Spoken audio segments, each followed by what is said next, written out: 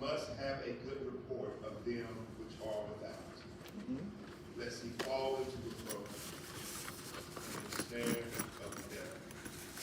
Please read 1 Timothy chapter 3, verses 1 through 7. God bless you for this word. Let's start with our prayer. Shall we stand together?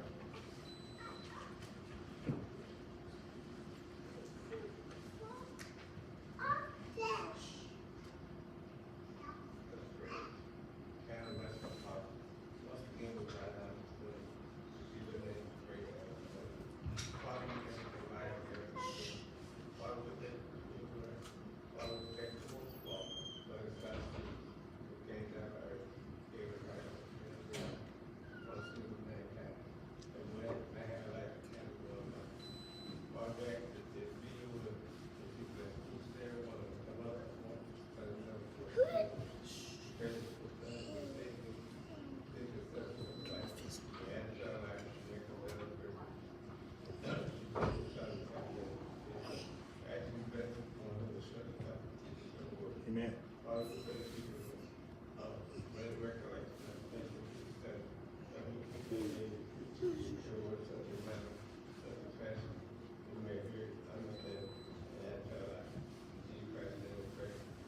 Amen.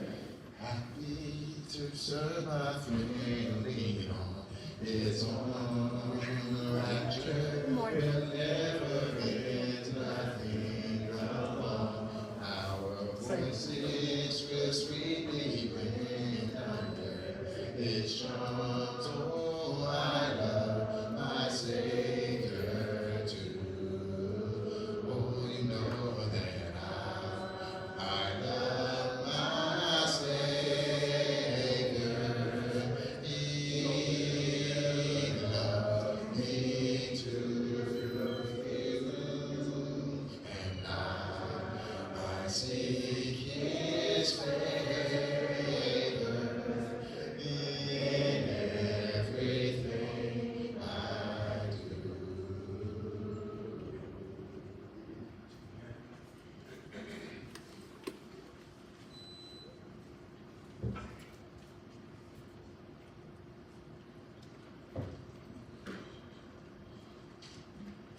First of all, it's good to be here and thank God for blessing us all to see this day. And I'm very thankful for Brother Moss inviting me to speak to you about probably one of the most serious matters when it comes to the church. And that is the church leadership.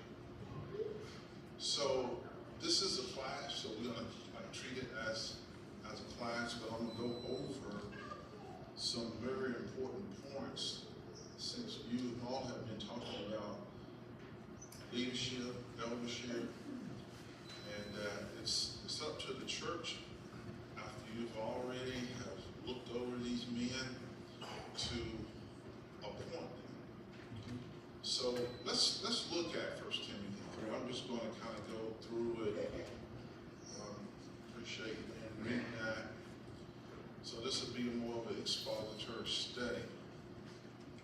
So first of all, we using that first verse there, that a man desired the office of a bishop, he desires good work. So actually in the Greek there, it has to do with a neck that's stretched out.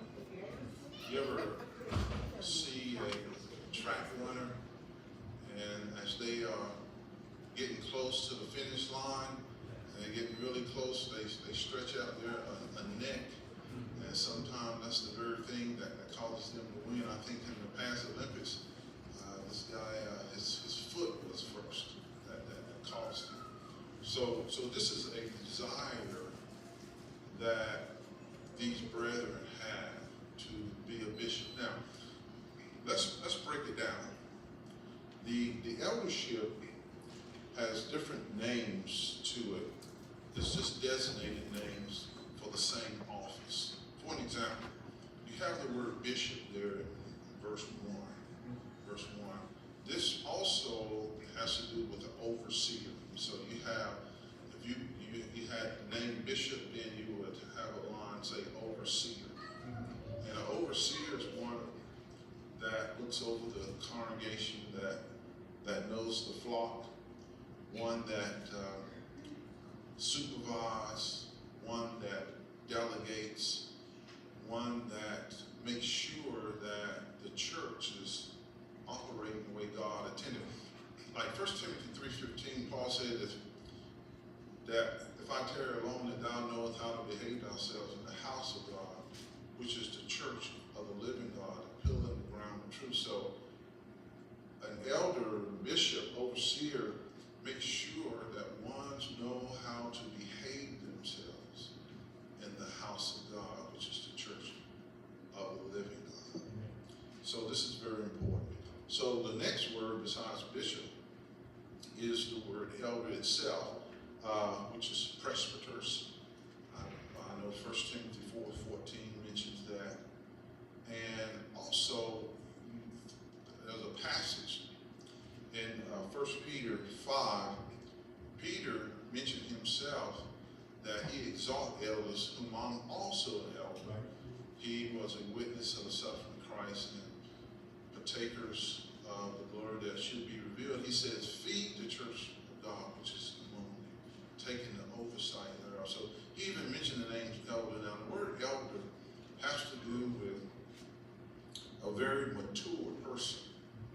It's have to be mature, have to understand the church, have been in the church, have done some leadership. So you wouldn't just pick someone that was like 12 years old. It has to be someone that is very sound, because you want to make sure that person is mature. Because here, usually the elder is able to talk to families, is able to sit down and counsel. So this is why you have the word elder. And then the next word is the word pastor, shepherd. You find this word in Ephesians 4:11, where it talks about he gave some to be apostles and prophets and evangelists. And then he says pastor teachers, which actually the word pastor teacher is the same word. It means that these pastors can teach. But shepherds, just to think about shepherds, sheep. Shepherds knows their sheep, and there's a book that says that they smell like sheep. Yeah. So they're close enough to the body where they understand everyone. They know everyone. And you should, as you move to this process, let the leaders know who you are so they can have an understanding of what's really going on. So, you have bishop, overseers. You have elders, presbyters. You have shepherd, pastors. Now, the shepherd, as we know, the pastors is to feed the flock. And I'm going to say a little bit more about this, that they ought to know the word of God very well. I mean, it's, take for an example. I'll tell you what, we'll skip down a little bit. Look at verse 2. Notice that the elder must then be blameless. This is a very important word. When you think about this, blameless. Now, in Titus' account, in verses 6 and 7, Titus mentioned the word blameless twice. In verse 6 and 7, Titus chapter 1. So, when you study, and it's good for all members to study this for yourself too, because you're looking at this. You're saying, look here, that I know that a function of an eldership is that the elders must be blameless. Now, let's see what that word really means. The word means that above reproach, that literally that you cannot put your finger on it. Now, I'm not saying that you can't touch them, right? But I'm saying that you can't, if you think of anything about their They appear to be perfect. Now, no one is perfect. No one is sinless. That's why the word blameless doesn't mean sinless. It means above reproach. So this is very important. This is probably one of the areas that sometimes is missed when you appoint anyone. You know, that person must be blameless. All right. So the husband of one wife. All right. Titus gives us the same thing. It means they're married scripturally according to the New Testament. Now, I know that y'all already have talked about that. What is a scriptural marriage? And not only that, but let's just say something about the wives too. When you look at verse 11, look at 1 Timothy 3:11.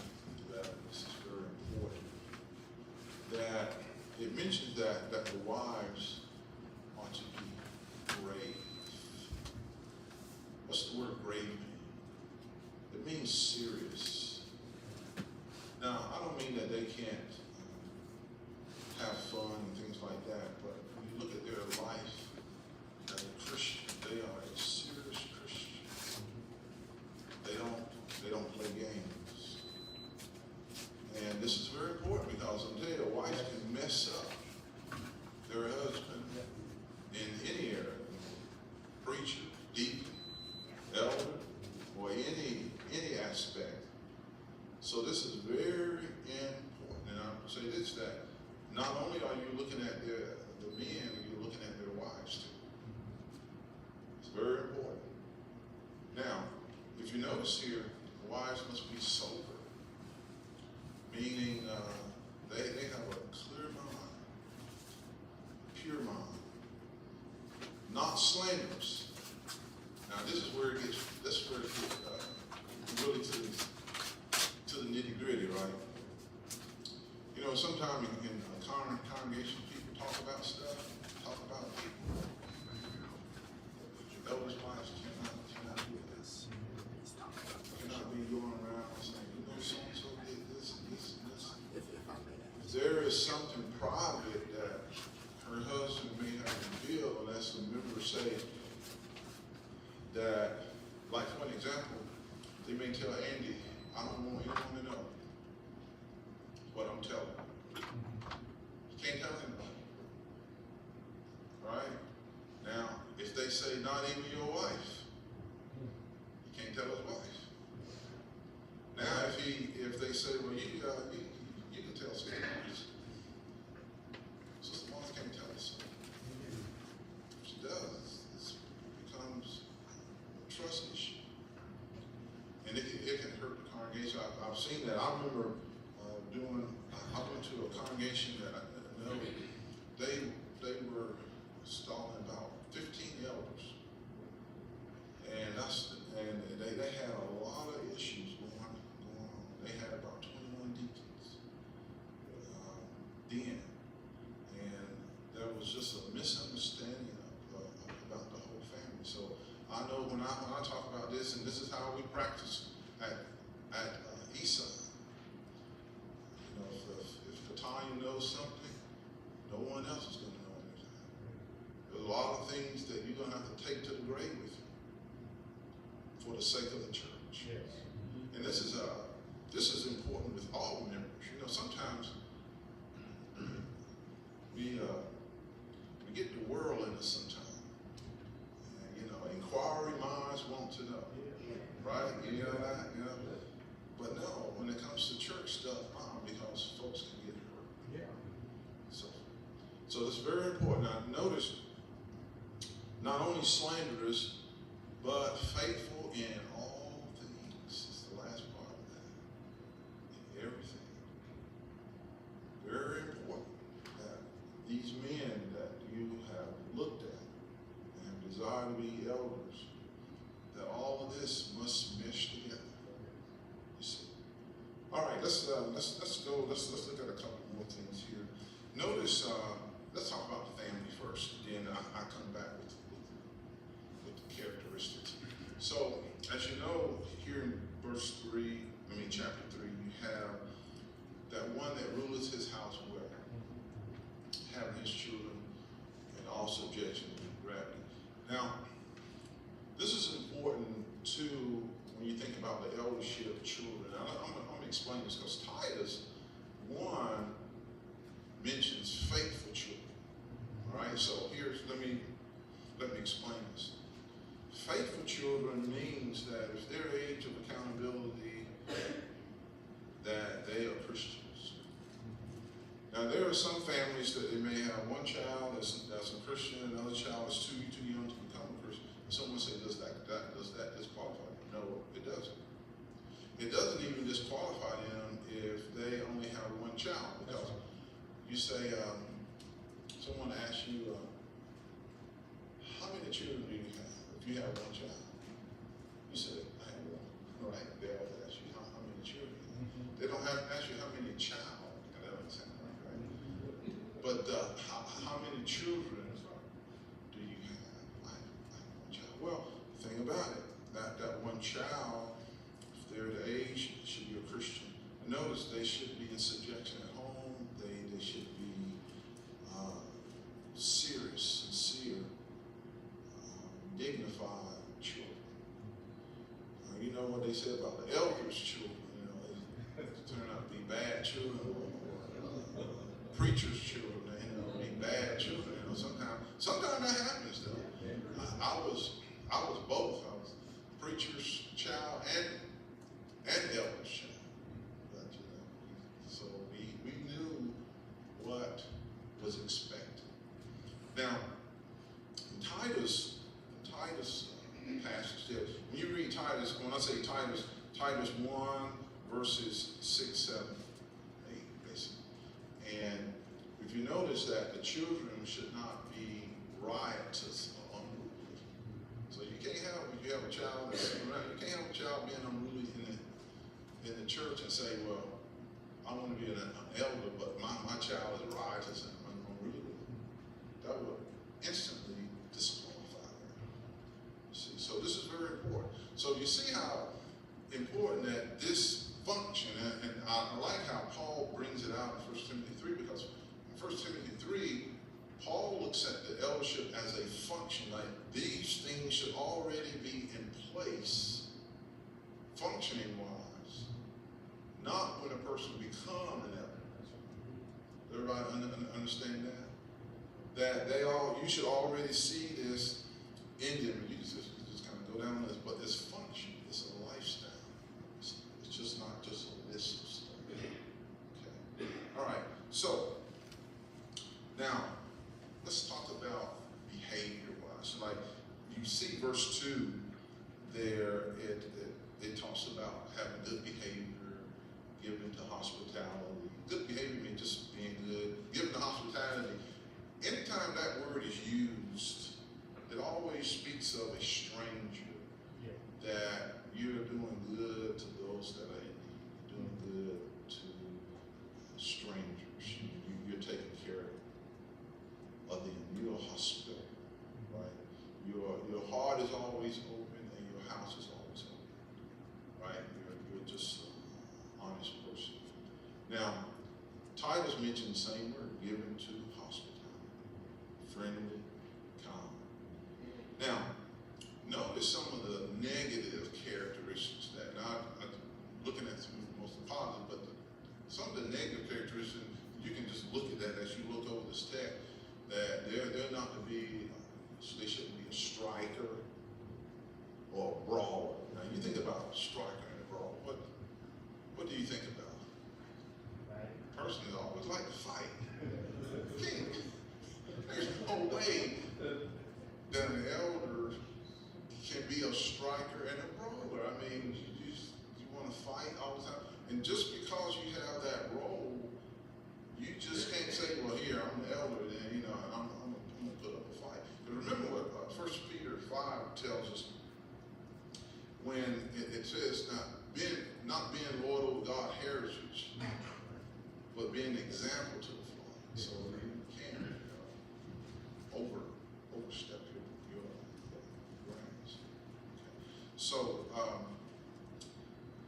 also, when you think about these characteristics, you're not to be covetousness or filthy lucre.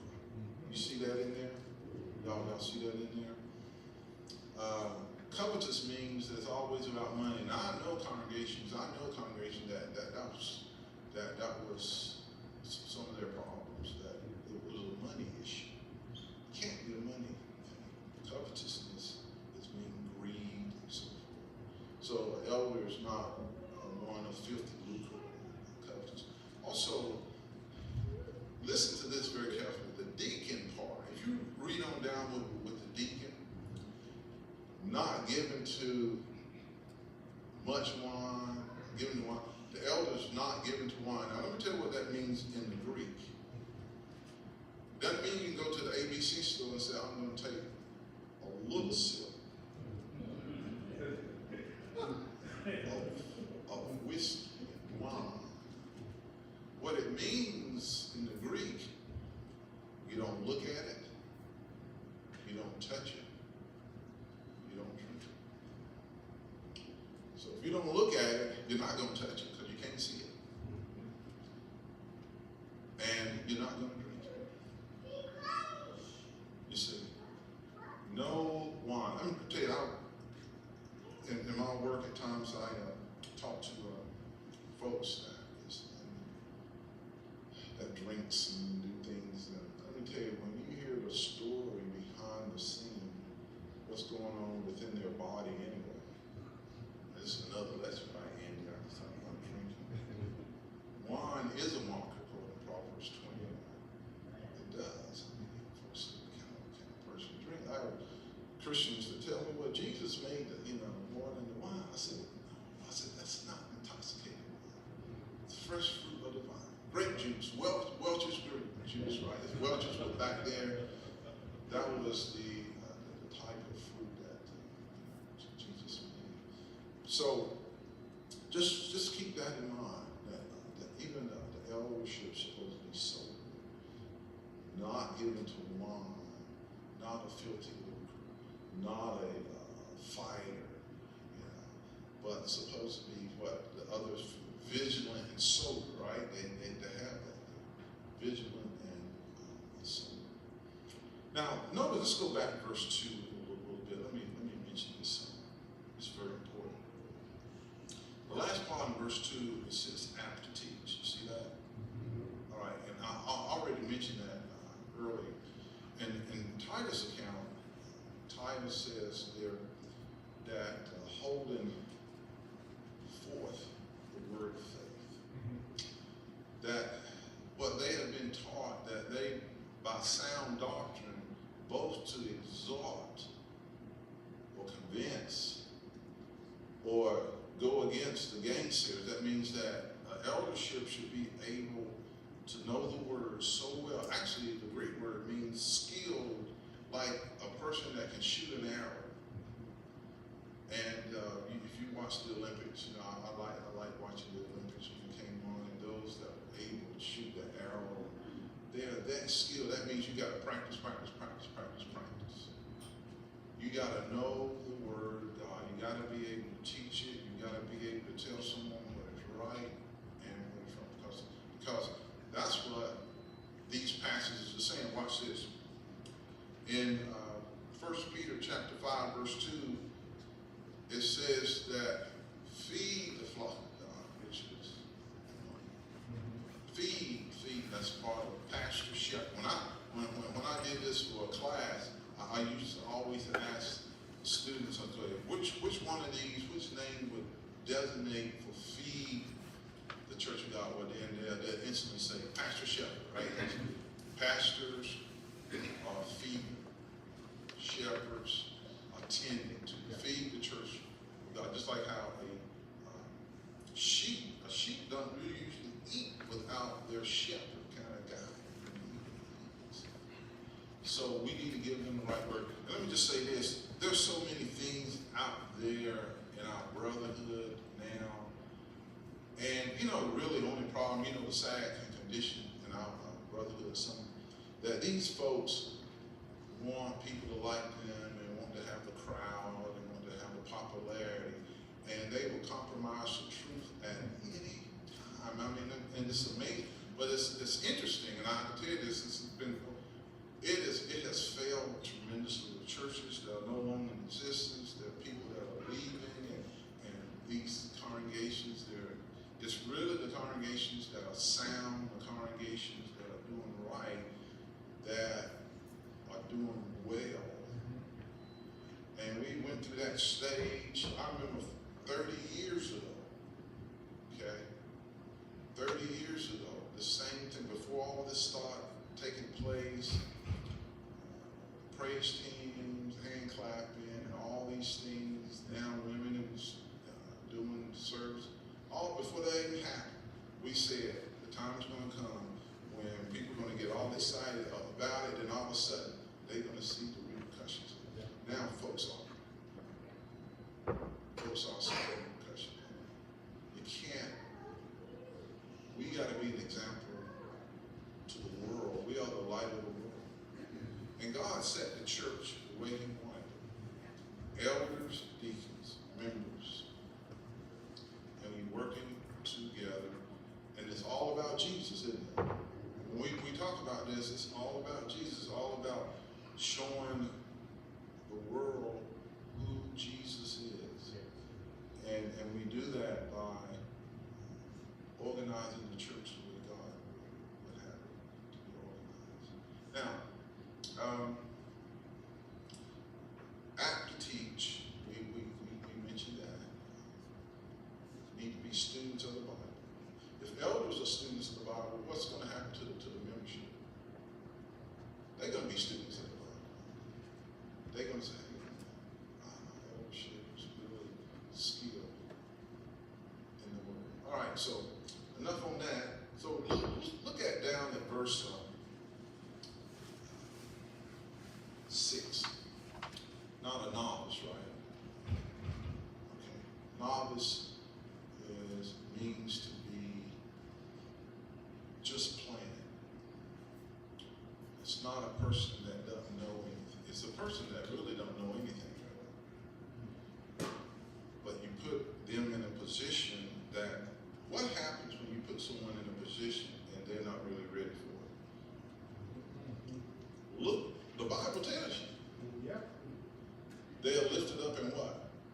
Pride. Yeah. In pride. And they fall in the condemnation of the devil. Do you not know that this is the only verse of scripture, really, in the whole Bible, when you look at it, that lets us know what happened to Satan? Talking about the eldership. Now we know that Satan fell in some way. The Bible doesn't describe how he fell, but we know that it had to do with pride. Right. And that's another aspect that the elder can't be prideful, because if he is, then he will fall in the condemnation of the devil. That's why you must have a mature person to be an elder. You have to, or else it'll be a disaster. And then, let's say for an example, I remember my dad, the next verse, that moreover he should have a good report toward them that are without, lest he falls in the snare of the devil, right? Now watch this. That my dad, when he first started off as a deacon, and back then they were rough.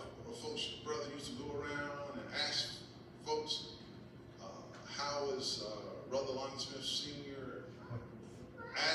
at his job? I mean, they could say, how is he? Is he a Christian? Does he do it this way? I mean, that's how it used to be. But sometimes you got to do that. And they gave my dad a good report. Good report. And that's what it means here. They said that, how is brother, let's say, I'm going to say so-and-so, how is brother so-and-so outside the church building? When he goes to work with his family, visit the family, they ought to have a good what? Report. A good report. Everybody should have a good report. Here again, I told you, and I'm going to emphasize it, also when it comes to their wives. Good.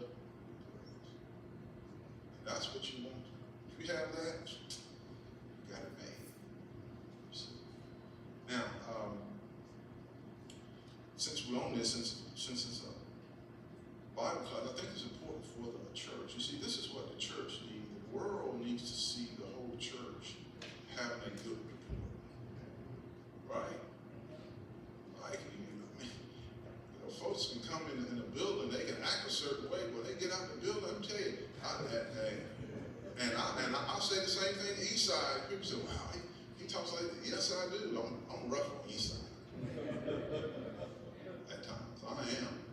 I said, you mean to tell me that you're going to go outside this building, and when you go home, you're cursing like a peg leg man, or you are doing things at work, or you out on the streets? No, you can't do that. We are supposed to represent Jesus. People should see Jesus living in us in every aspect of your life. Jesus should be in us. Now, what time is it? You got time. I have time. Quarter to. All right. Well, for right now, any questions right now? It don't take me long to tell you what's what. Any questions, thoughts? Yes. Oh, yes. Something your mother before it. Something like okay. You said that it must not take a lion anything that would cause them to. Yeah, well, I was talking about lying. I guess it's for all Christians. It's not talking about drunkenness, a person is staggering. It's talking about the chemical that goes into your brain that can alter your brain and alter all kinds of things. I know there's some folks that have alcohol delirium. That means they completely go crazy because they have drank and now the alcohol has affected their brain and now they have to be hospitalized. What do you think about that? Should a Christian really be taking stuff like that? And some people say, well, you know, I'm not going to drink to get drunk, but you already have gone to the drunken stage because you're putting something in your body that can alter your brain. It's not, like I said, how Proverbs 23 talks about, you know, the drunkard, you know, is falling all over the place, and he wakes up and he still wants another drink, you know. Really, when you look at the New Testament, and the New Testament is about principle, it really implies that Christians should have no problem. It's enough you take medicine, right? Boy, these medicine mess you up, especially with the side effects, you know. And with most medicines, you take medicine, you can't even drink with medicine. And some people try it, it just messes them all up, don't it? Like I said, this is another subject. I'll let Andy handle that one. All right, yes, man. With the blameless, so like we all make mistakes. That blameless would be one that is faithful. So if you made that mistake, God required you to make that right. Right, absolutely. Because blameless doesn't mean sinless. It means that, like you said, you've made a wrong right. Folks know that. And I mentioned, elders are not going to be perfect. They are human beings, they have feelings. They are attacked by Satan probably more than any of us would be. Okay. So it just means that, it's to a point where their lifestyle is so that when you think about their lifestyle, you think, wow, I can't think of anything I have to put my finger on. And it really means that. So that's how serious it is. And it takes time, it's growth. I remember the first year that Brother Harrison and I became elders, you know, it was a learning, it's still learning. You learn the congregation better, you learn how you function. Probably some decisions we said we probably should have made differently. You know, those kind of things happen. And so yeah.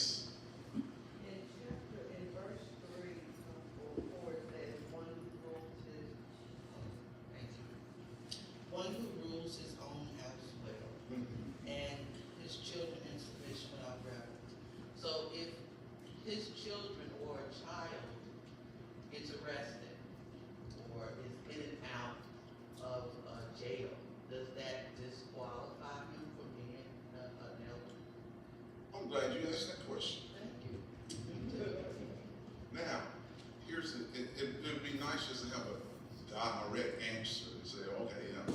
But let's think about this one. When, in that verse, he that ruleth his house well, meaning that the children are in the home, right? They're in the home. You see how parents raise their children. So, and as I mentioned before, if they're at the age of accountability, they should be Christians. But let's say that their child is grown in age 22. They're outside the house, and they get arrested and so forth. Well, it wouldn't be now. It doesn't disqualify him. But watch this. And I've been in these situations, talking to brethren too, that the church may say, we can't handle that, and it may not be expedient. It's a little different there. Now, it doesn't disqualify them. But if the church is going to have a hard time with it, because you're here with them, and it's causing, some disruption in the body, then that's something that you need to talk about. Yeah, but let's say if that child gets in trouble and that child repents and get back on track, even though they're outdoor, that definitely helps them there. Now I know of a person who became an elder, and the daughter was grown, and the daughter acted out a certain way. So he thought for himself, because of the nature of the church and the congregation, to step down. He did. He stepped down because he thought, okay, this may come down. Now, does this happen in all cases? Does it need to happen? No. This is where the expedient part comes in. It didn't disqualify him, but you just gotta. This is where the congregation have to weigh in. Yeah. Let's see. I saw you. Yes. You're saying that, and I've experienced that. Minister was an elder, and their children began to act out. He came to the congregation and told the congregation, this is what is happening, and I am going to step down from being an elder, but I will continue to be the minister. And I thought that was so wonderful, because that took courage to do that. So, I'm just wondering how, you said you're grown and no longer in the house, but if you're not grown, you have teenagers who, that's right. yeah. Disqualifies him. And then you don't have a second thought about it. It disqualifies you. Yeah, and it wouldn't be good for the congregation. You imagine coming to the congregation, brother, so and so child did this or something. You can't, because they lost their influence. They lost their influence. Yes, I saw it. So what if the elder has no child or there's no children? You can't do that.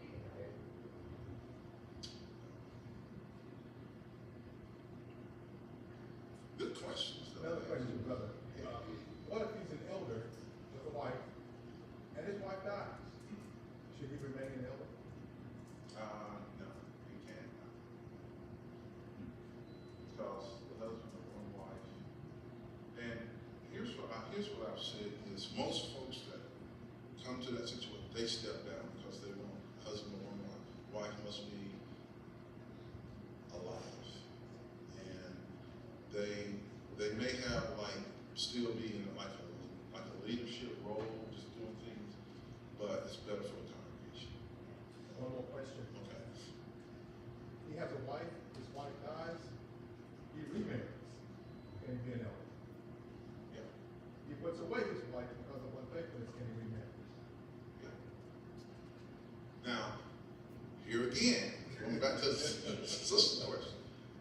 If it becomes a problem with the congregation, it's when I came here, I thought that people said, well, he has two wives. No, he doesn't. If he put away his wife for fornication and marries another, and he's scripturally right, he has how many wives? One. That's where it becomes up to the congregation. That's where the experience comes in. That's where the congregation has to make that decision from there. That's where you have to say, okay, you know, we like these men and so forth, but there's something that's happening. So, yeah, that's it. I thought. Yes. So let's say that the husband and wife had a child, and the child has is still qualified for it. Yes. So, have the child, and two, sometimes when that happens, members look at it, you know, how was that child in the home when the child was alive and so forth, and the child dies. So,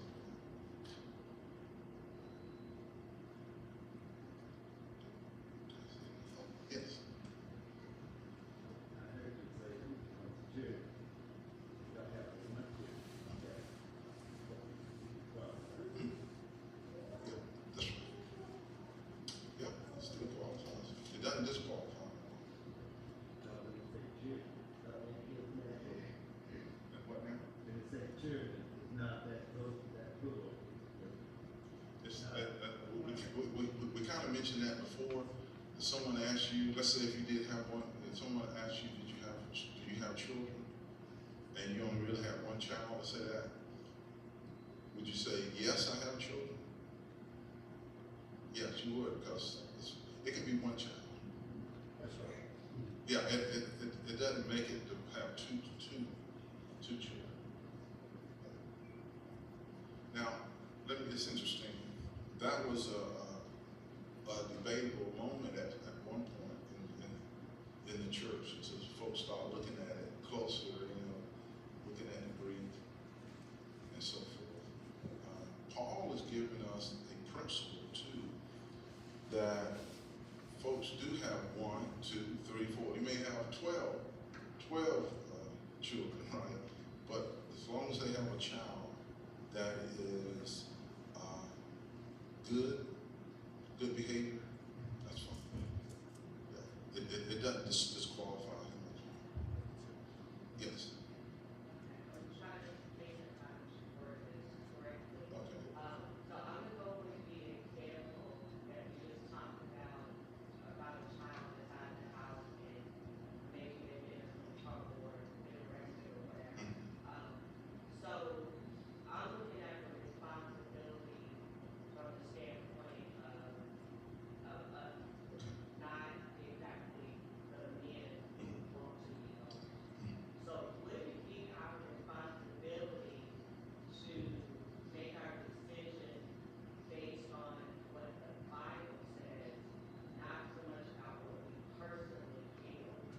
And I understand that if they want to step down because they're being expedient, but can you maybe talk about our responsibility?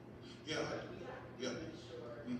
as well, and we have to look at things correctly as well. Yeah, and that's good. That since we're talking about that, that's right. Your appointing these men is not based on your feeling. It is everything is based on the Bible. I'm glad that's why Paul just lays it out there. He just said, okay, there shouldn't be any question about the function of the eldership. So you're right. It shouldn't be feeling. It should be about what is going to be good for the church, what is God's will. Yeah, definitely.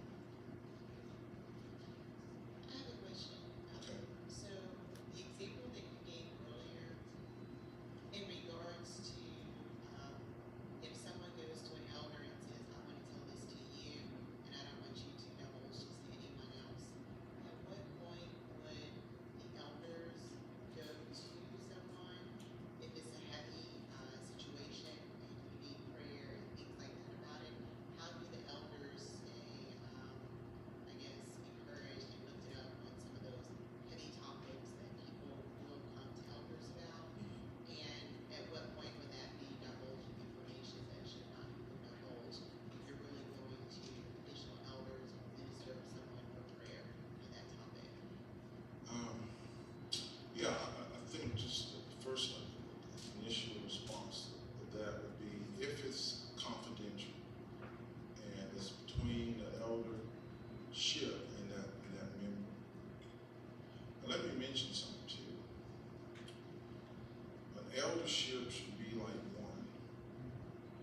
shouldn't be like one elder knows something about something that he's trying to take care of, and the other elders do not know. All right, you do that, that's trouble. And you know how sometimes we go, you know how children are, you know, if I can get so-and-so to agree with me, and then I don't have to tell so-and-so. So sometimes, and this happens, members will play elders against each other, right? Can't do that. Elders gotta say, nope, brother so-and-so is going to also know this, but they got to keep it secret and keep it confidential. Now, get back to that, I guess that second part, that if they have to pray, that's fine. I mean, still, if it's still confidential, it stays confidential. It doesn't go anywhere. Now, let's say if you're about to, someone's trying to hurt you, and they may feel like your life is in danger, they may have to say, hey, let's do this. But it's still your responsibility to go call someone. You know, but other than that, keep it confidential. Yeah. Okay.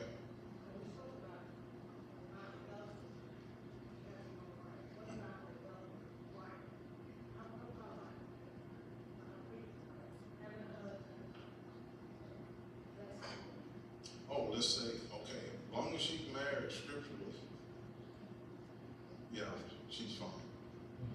Yeah, but yeah, that if she's not, you know, that would be even apart from the congregation itself. You know, you want to address that. But yeah, that's very important. That's very important.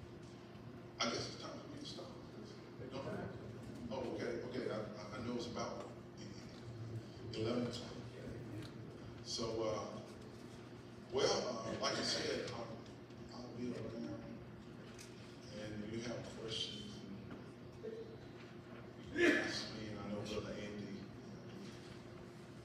But these are some very important questions that all you have. These are the kind of questions you want to ask. You want to have these questions out now. You want to be able to really make a scriptural decision and say, hey, now we feel better about where we are going to